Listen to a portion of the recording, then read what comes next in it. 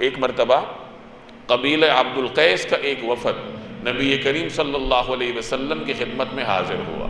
اب یہ دور دراز سے آئے تھے، یمن کے کسی علاقے سے آئے تھے، انہیں حضور صلی اللہ علیہ وسلم کی خدمت میں حاضری کی جلدی تھی۔ چنانچہ یہ وفد جیسے ہی آیا، ایک وفد تھا، قافلے کی شکل میں آیا تھا، تو یہ جیسے ہی آیا اور مسجد نبوی سے باہر کہیں اس نے پڑاؤ ڈالا، تو پڑاؤ ڈالتے ہی جتنے آئے تھے مسافر وہ سب مسجد نبوی کی طرف بھاگ کھڑے ہوئے۔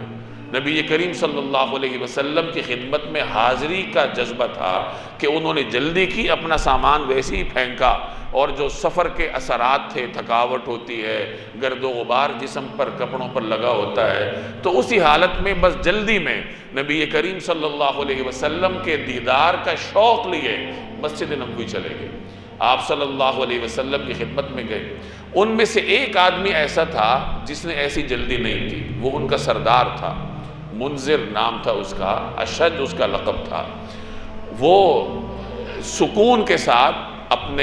اپنی جگہ پر بیٹھا، اس کے سارے ساتھی قافلے کے لوگ بھاگ کھڑے ہوئے مسجد نبوی کی طرف۔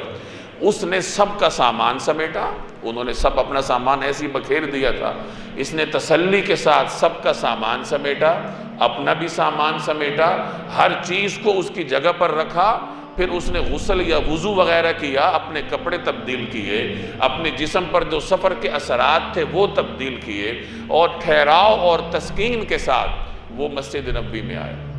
جب نبی کریم صلی اللہ علیہ وسلم کی خدمت میں حاضر ہوا تو آپ صلی اللہ علیہ وسلم نے اس کی تعریف فرمائی، اور آپ نے اس کی طرف رخ فرما کے ارشاد فرمایا، ان فیک لخصلتین یحبہم اللہ ورسولہ، کہ دیکھو تمہارے اندر دو صفتیں ایسی ہیں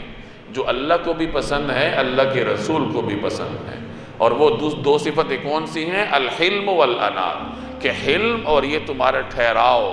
جلدی نہ کرنا، تمہارا جو سکون ہے، ہر کام سکون کے ساتھ کرنا، یہ ایسی صفت ہے جو اللہ کو بھی پسند ہے اور اللہ کے حبیب کو بھی پسند ہے۔ تو نبی کریم صلی اللہ علیہ وسلم نے اس طریقے سے اس کی تعریف فرمائی۔